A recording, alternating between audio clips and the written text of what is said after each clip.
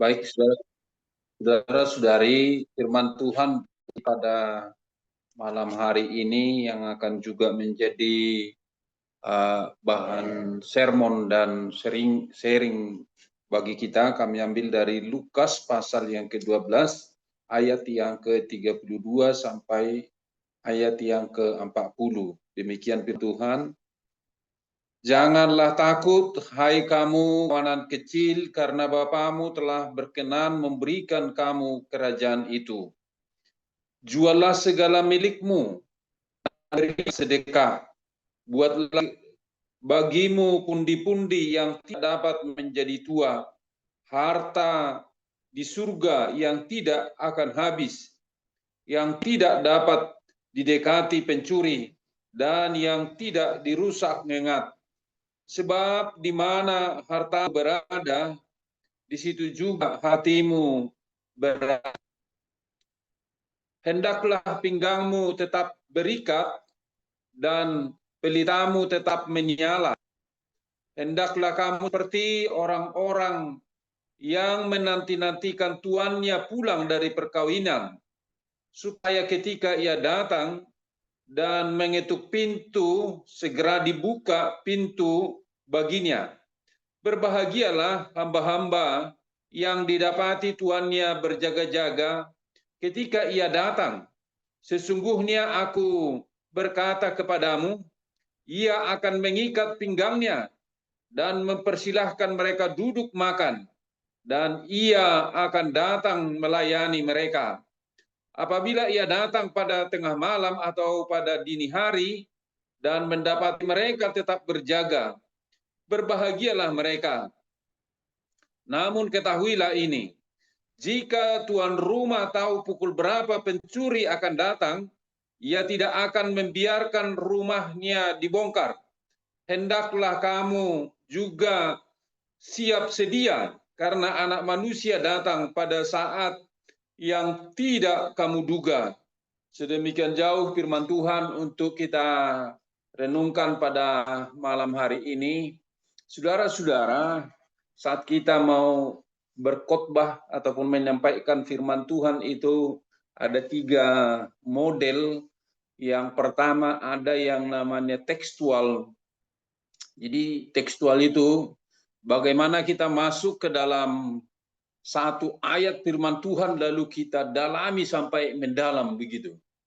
Lalu ada juga masuk yang kedua namanya ekspositori. Dalam ekspositori itu bagaimana kita membongkar keluar maksud daripada sebuah perikop ataupun sebuah teks yang bisa beberapa ayat yang saling terpaut juga. Dan juga ada yang namanya khotbah itu khotbah topikal. Jadi khotbah topikal itu kita buat satu topik lalu pembahasannya mulai dari kejadian sampai wahyu begitu. Jadi yang kita praktekkan pada malam hari ini adalah ini namanya khotbah ekspositori. Bagaimana kita bisa mendalami beberapa teks, lalu beberapa teks itu kita dalami apa yang menjadi latar belakangnya teks itu, apa yang menjadi situasi kehidupan sehingga teks itu muncul. Misalnya secara khusus yang kita bahas tadi dalam Lukas 12 ayat 32 sampai 40 itu berbicara tentang dimulai dari kekhawatiran gitu dan juga disambungkan dengan kedatangan Tuhan Yesus yang kedua kali. Nah itu. Lalu kita mau menggali itu dan meramunya lebih dalam pada malam hari ini dengan satu tema, di manakah hatimu berada? Itu secara khusus itu fokusnya di ayat yang ke-34 yang menjadi mencerahi dari ayat 32 sampai 40. Dan juga saudara-saudari kita lihat bagaimana itu Lukas 12 tadi kalau dihubungkan dengan perikop sebelumnya yaitu tentang kekhawatiran, jangan kamu khawatir gitu kan. Lalu sesudahnya tentang pemisahan begitu. Jadi ketika kita tahu tentang pemisahan itu, yaitu pada saat kedatangan Tuhan Yesus yang kedua kali, lalu yang mau kita dalami ini, di manakah hatimu berada? Jadi hati itu sangat menentukan. Manusia bisa melihat muka, tetapi Tuhan melihat hati kita yang amat dalam, yang mungkin punya keterkaitan dengan pembahasan Ibu Tina pada hari Selasa yang lalu, atau tiap topik Selasa itu tentang suara hati. Lalu dalam pembahasan pada malam hari ini, kita mau mendalami bagaimana itu bisa terjadi. Di manakah hatimu berada? Apakah itu punya terkaitan dengan suara hati yang dibahas oleh Ibu Tina pada hari Selasa yang lalu, begitu. Saudara-saudari, kita mau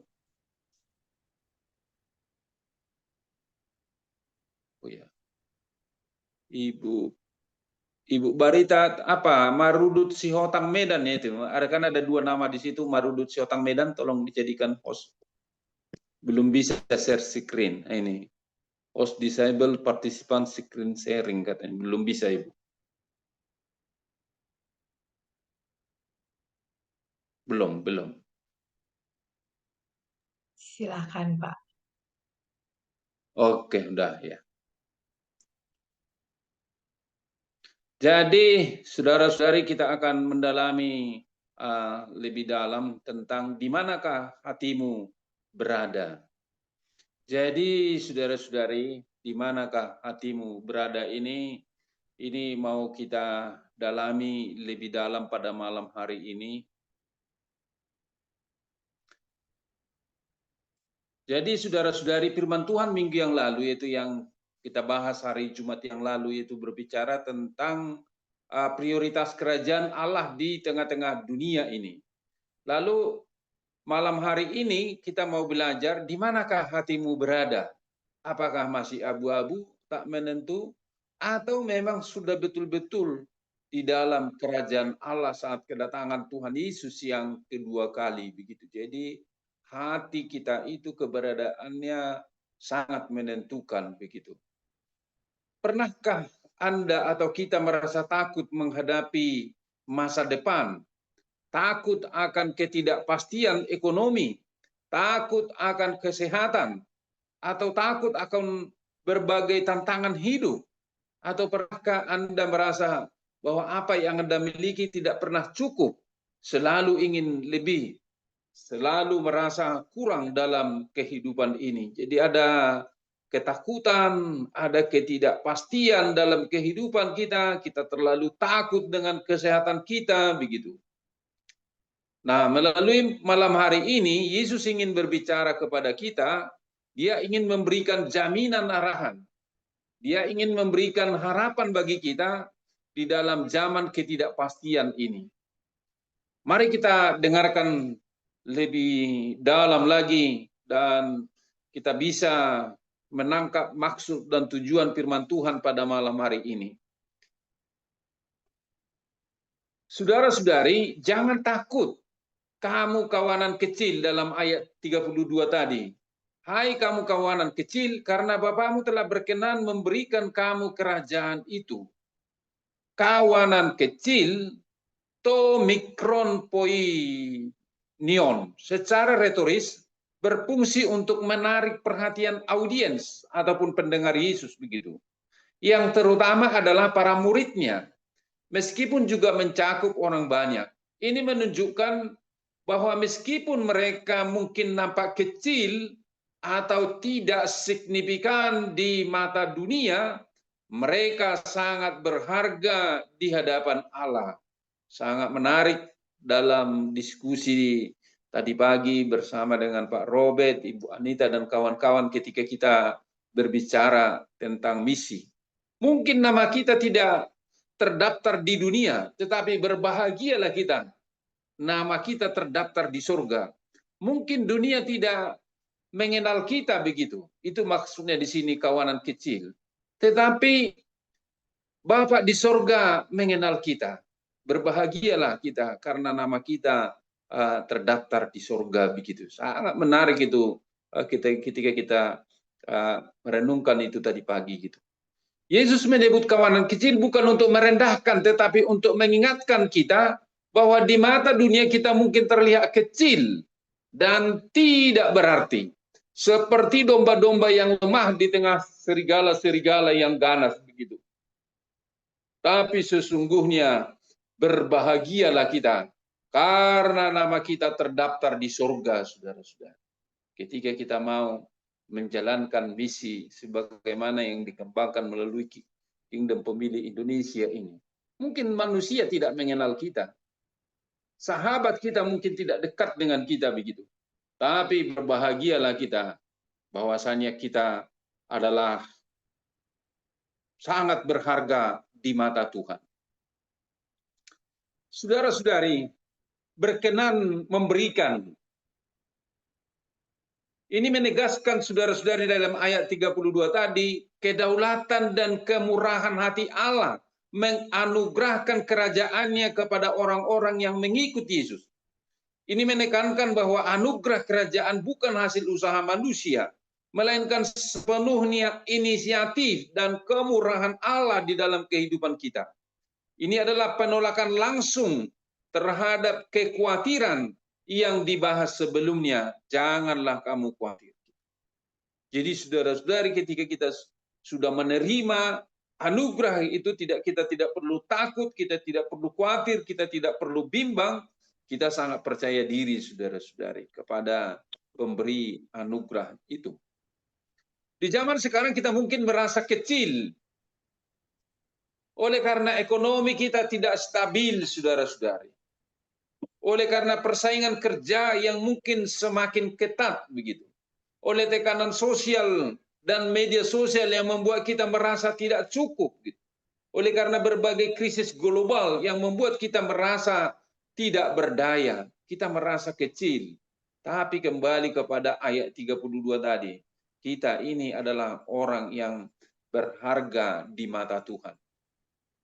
Yesus berkata, jangan takut, saudara-saudari. Jangan takut terhadap dunia ini. Mengapa? Karena Bapa telah berkenan memberikan kamu kerajaan itu. Ini adalah jaminan yang luar biasa. Bayangkan seorang ayah yang sangat kaya memberikan warisan kerajaan kepada anak-anaknya. Tidak peduli seberapa kecil atau lemah anak-anak itu, mereka tetap adalah pewaris kerajaan. Begitu juga dengan kita. Kita adalah pewaris kerajaan Allah. Ketika kita takut akan masa depan, ingatlah bahwa kita adalah anak raja, pewaris kerajaan Allah. Kamu adalah umatku yang dipanggil dari kegelapan kepada terangnya, menjadi imamat yang rajani gitu di dalam pewaris kerajaan Allah itu. Ketika kita merasa tidak berharga, ingatlah bahwasanya Bapa Surgawi telah memilih kita. Ketika kita merasa lelah dalam hidup ini, ingatlah bahwa kekuatan Anda berasal dari Allah. Ini saudara-saudari sangat penting kita renungkan ketika kita dalam memahami kawanan yang kecil itu. Saudara-saudari, kita masuk, di manakah hatimu berada? Dalam ayat 33 tadi, juallah segala milikmu dan berikanlah sedekah. Apakah saudara-saudari kita mau menjadi langsung miskin total ketika kita masuk ke dalam kerajaan Allah itu? Tidak. Injil Lukas mau secara konsisten mau menyoroti isu kekayaan dan kemiskinan, mau menekankan penggunaan harta benda secara bijaksana dan kepedulian terhadap orang miskin.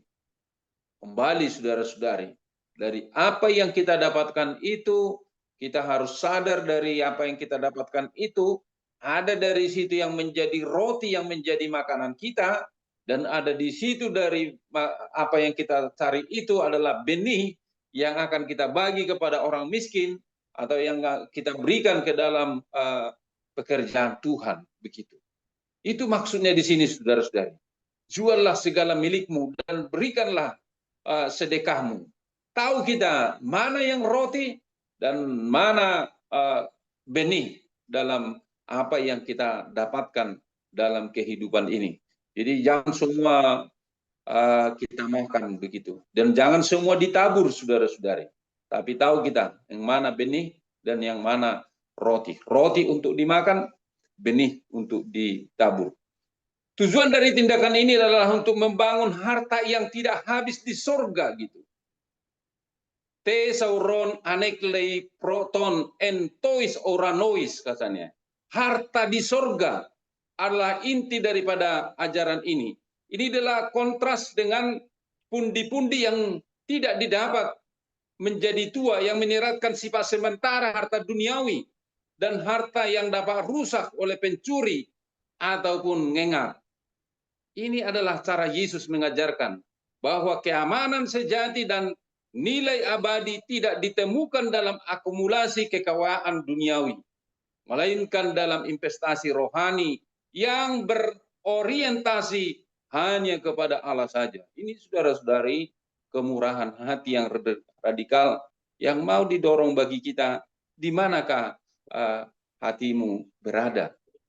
Yesus tidak hanya berkata berikan sedikit, tapi juallah segala milikmu dan berikanlah sedekah. Ini dah tantangan yang sangat radikal bagi kita di zaman sekarang ini. Kita bisa terjebak dalam konsumerisme yang berlebihan.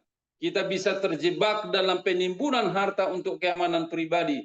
Kita bisa terjebak dalam perbandingan dengan orang lain di media sosial, ataupun ketakutan akan kekurangan di masa depan. Saudara-saudari, Yesus mengajarkan kita supaya kita berinvestasi di surga.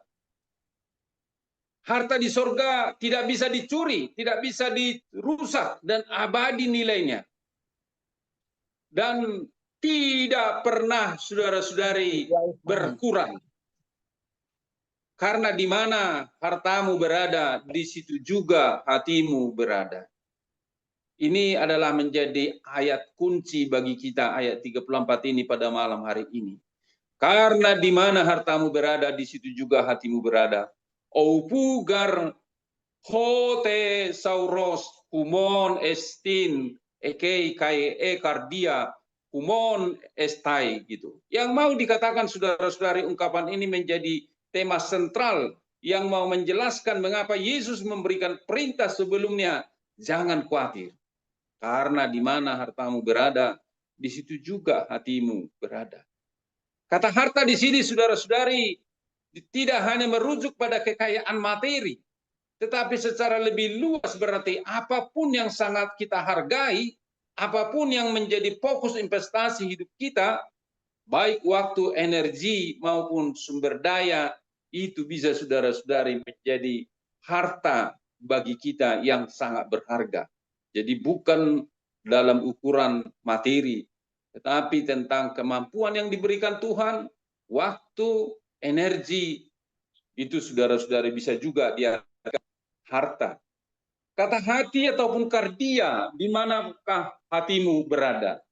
Dalam konteks biblis, saudara-saudari, khususnya dalam teks Yunani, bukan hanya merujuk pada emosi, tetapi juga menjadi pusat keberadaan seseorang.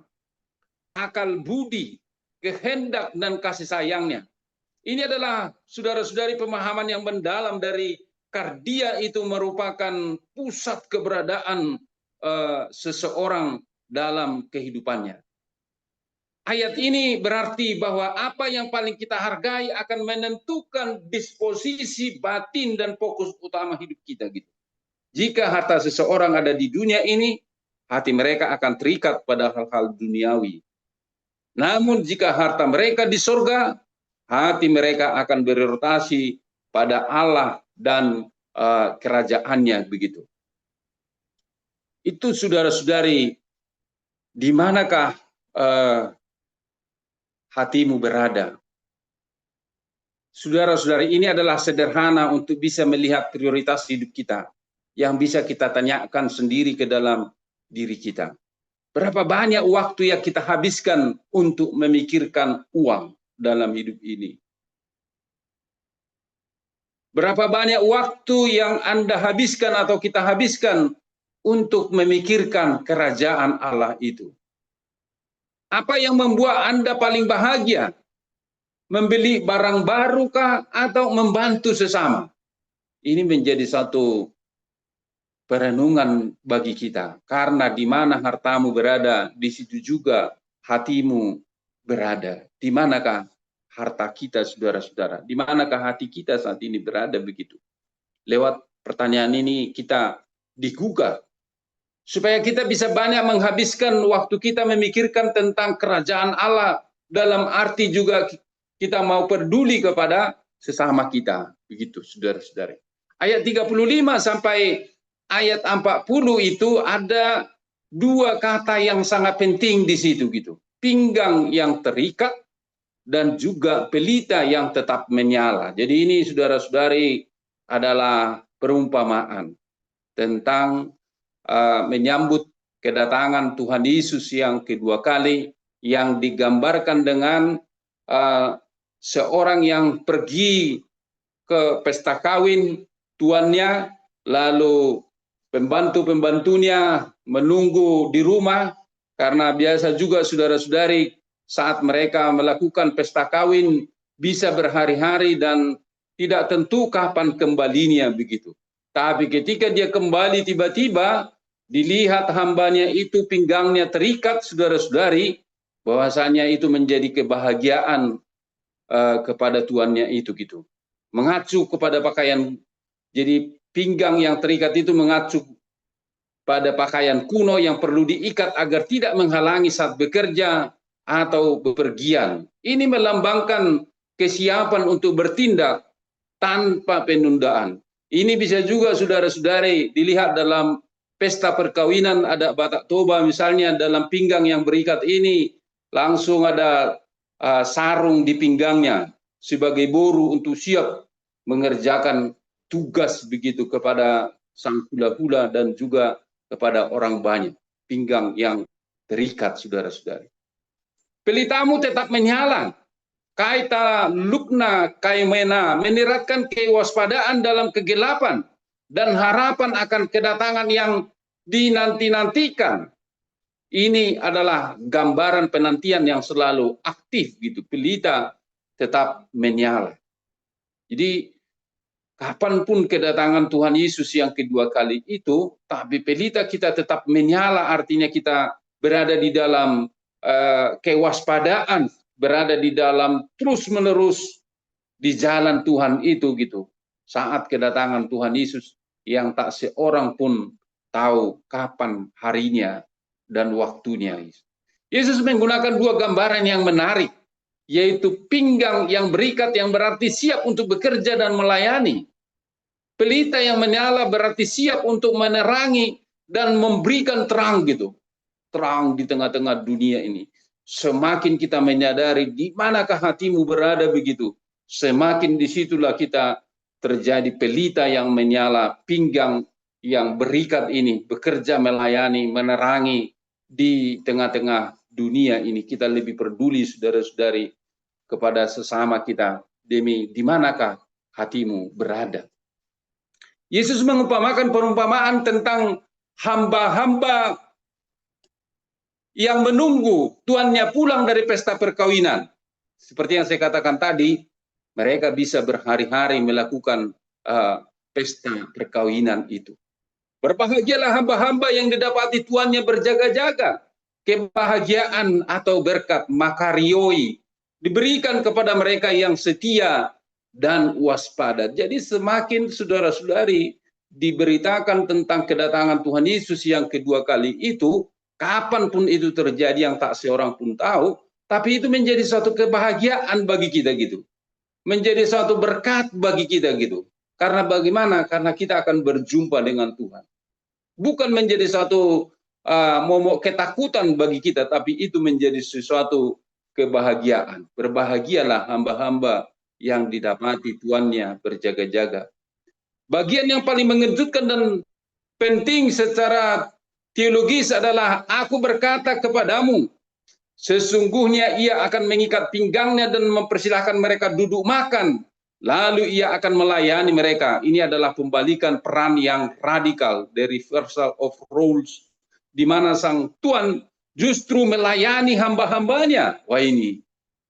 Jadi biasanya hamba-hambanya yang melayani, jadi ini tuannya yang melayani. Ini menggambarkan penghargaan dan keintiman yang luar biasa yang akan dinikmati oleh murid-murid yang setia dalam kerajaan Allah.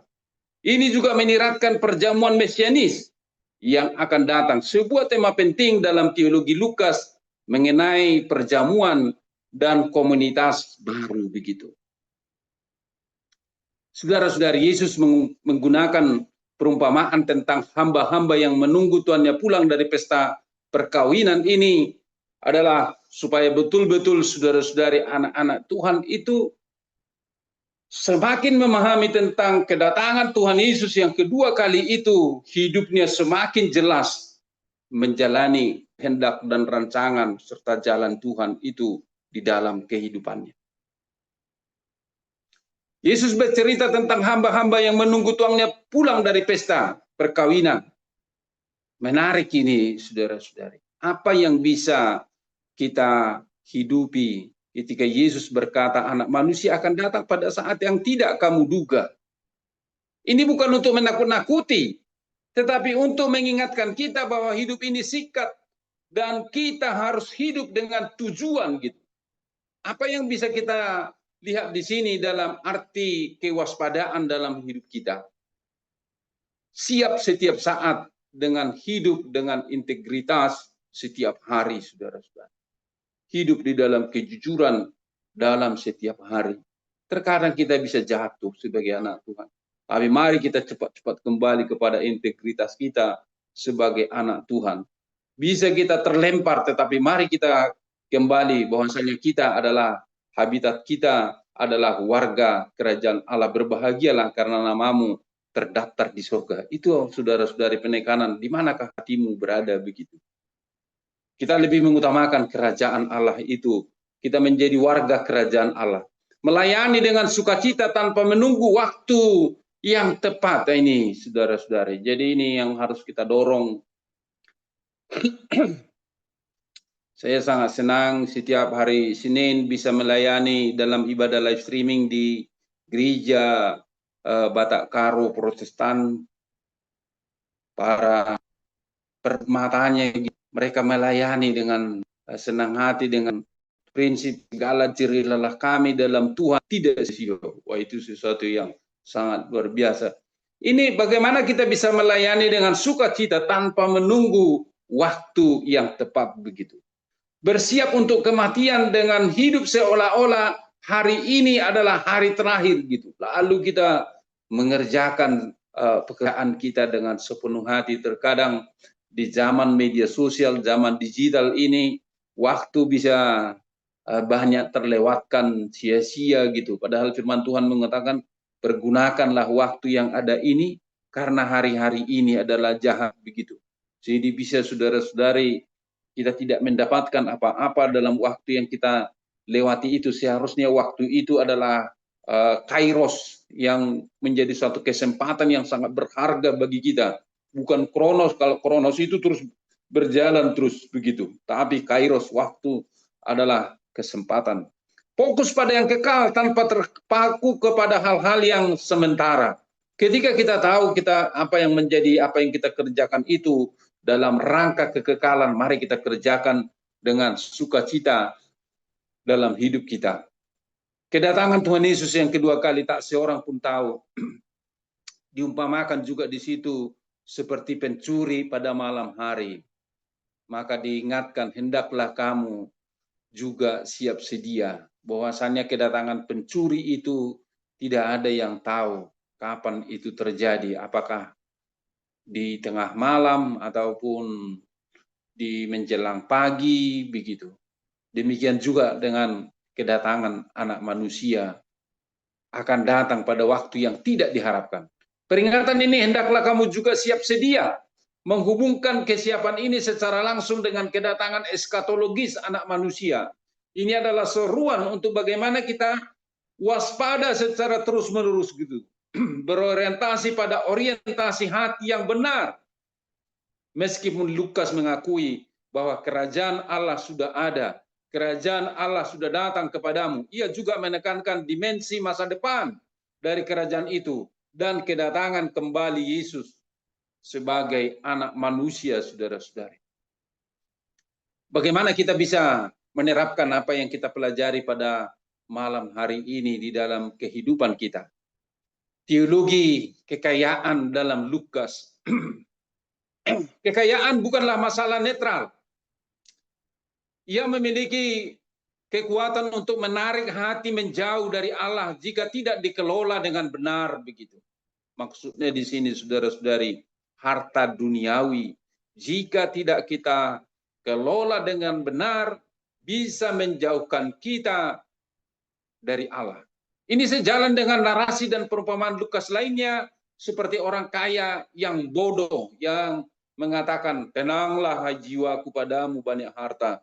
Tapi ketika di tanah, hai orang bodoh, pada malam hari ini nyawamu akan dicabut, kemanalah itu semuanya?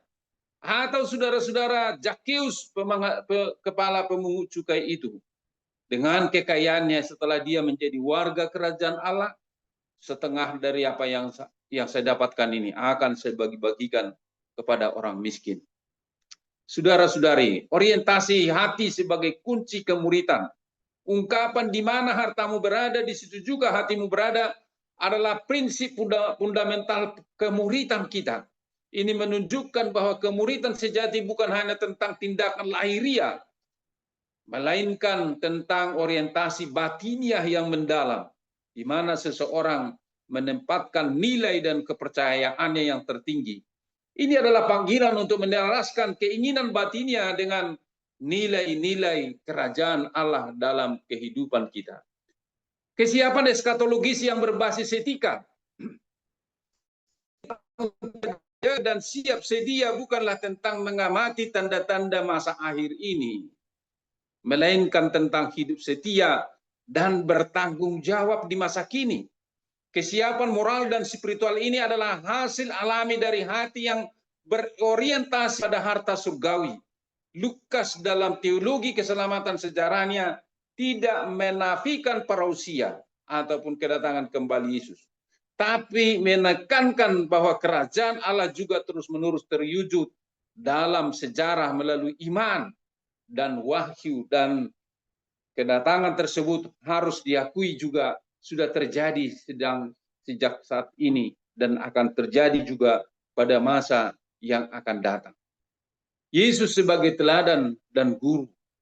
Yesus mendalam saudara-saudari dalam perikop yang kita bahas pada malam hari ini yang berkata guru ataupun didaskalos, yang memberikan pengajaran penting kepada murid-muridnya melalui metafora dan perumpamaan. Dia tidak hanya menyampaikan ajaran tetapi juga membentuk para muridnya untuk misi di masa depan. Perjalanan pelayanan Yesus dan pengajarannya adalah sebuah persiapan bagi para murid. Terakhir saudara-saudari, di manakah hartamu berada? Di situ juga lah hatimu berada. Adalah pondasi ajaran Yesus yang sangat kokoh saudara-saudari. Ini mengajarkan bahwa prioritas batinnya atau hati kita, seseorang yang selalu mengikuti di mana nilai sejati ataupun harta ditempatkan. Jika hati tertuju kepada kerajaan Allah dan bukan pada harta duniawi, maka seseorang akan hidup dalam kesiapsiagaan rohani, setia dalam tugasnya, dan tidak cemas menghadapi masa depan. Karena ia menyadari bahwa Tuhannya dapat datang sewaktu-waktu dan ada berkat bagi mereka yang ditemukan berjaga. Perikop yang kita bahas pada malam hari ini berfungsi untuk mengoreksi pandangan yang salah tentang kekayaan dan mendorong murid-murid untuk menempatkan kepercayaan mereka pada pemeliharaan Allah yang telah memberi mereka kerajaannya. Saudara-saudari, Lukas 12 ayat 32 sampai 40 dengan cemerlang mengintegrasikan ajaran Yesus tentang harta, hati, dan kesiapan. Menantang kita untuk mengevaluasi kembali prioritas kita. Mendorong kita untuk menginvestasikan hidup dalam hal-hal yang memiliki nilai kekal. Dengan demikian, menjalani kehidupan ini dengan waspada dan setia, siap untuk pertemuan dengan Tuhan mereka. Inilah inti dari panggilan Yesus untuk kemuridan sejati. Saudara-saudari, menjadi pengikut Yesus yang percaya dan murah hati yang bertanya, di manakah hatimu berada? Saudara-saudara, Yesus memanggil kita untuk menjadi pengikutnya yang percaya. Sehingga kita tidak takut karena kita adalah pewaris kerajaan Allah. Yang murah hati karena kita adalah orang yang mau berbagi dengan sesama dan berinvestasi di surga.